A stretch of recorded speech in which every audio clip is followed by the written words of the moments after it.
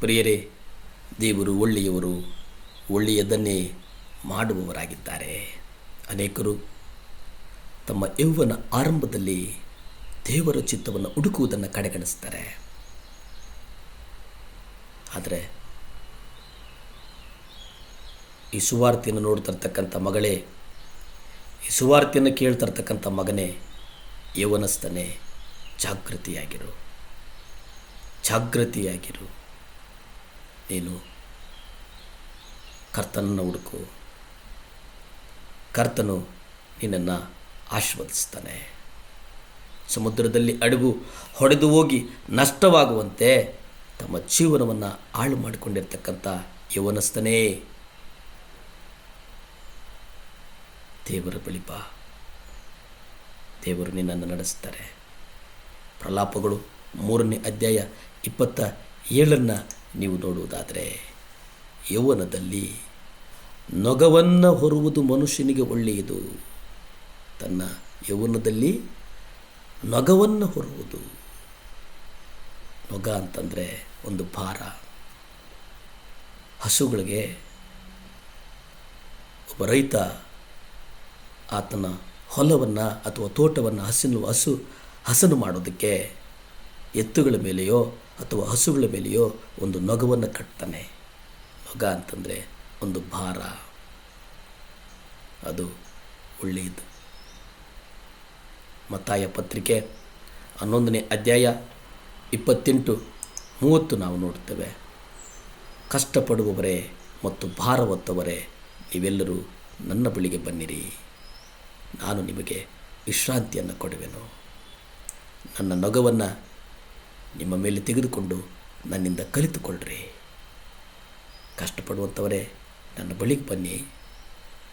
ನನ್ನ ಬಳಿಗೆ ಬರುವುದರ ಜೊತೆಗೆ ನಾನು ನಿಮಗೆ ಮೊದಲನೇದಾಗಿ ವಿಶ್ರಾಂತಿ ಕೊಡ್ತೇನೆ, ಸಮಾಧಾನ ಕೊಡ್ತೇನೆ, ಸಂತೋಷ ಕೊಡ್ತೇನೆ, ಸೌಖ್ಯ ಕೊಡ್ತೇನೆ. ಎರಡನೇದು, ನಿಮ್ಮ ನೊಗವನ್ನು ನಿಮ್ಮ ಮೇಲೆ ತೆಗೆದುಕೊಂಡು ನನ್ನಿಂದ ಕಲಿತುಕೊಳ್ಳ್ರಿ. ನೀವು ನಿಮ್ಮ ಭಾರದಿಂದ, ನಿಮ್ಮ ನೊಗದ ಭಾರದಿಂದ ಕರ್ತನಿಂದ ಕಲಿತುಕೊಳ್ಳ್ರಿ.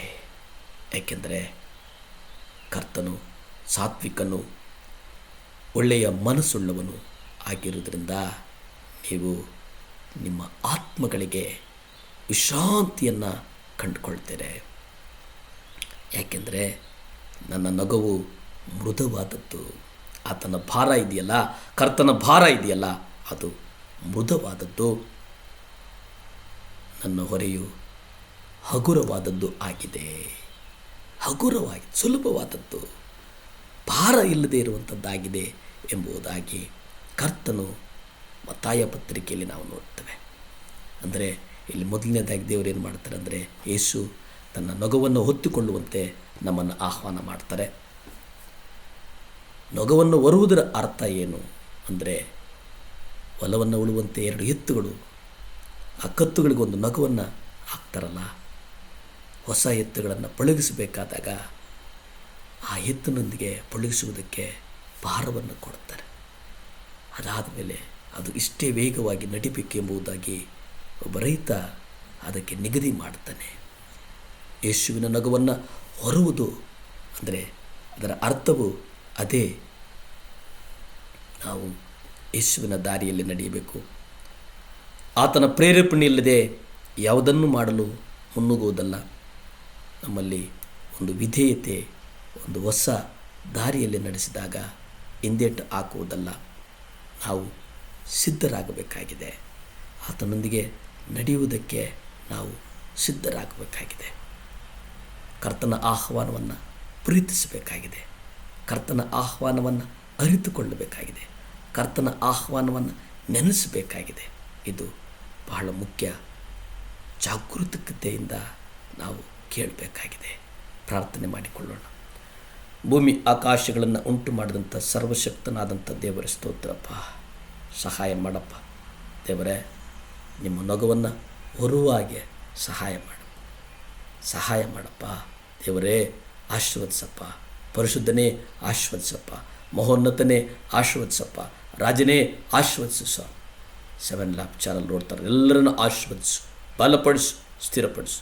ಯೇಸುವಿನ ನಾಮದಲ್ಲಿ ಬೇಡ್ತಾ ಇದ್ದೀನಿ ಪರಮ ತಂದೆಯೇ. Amen, amen.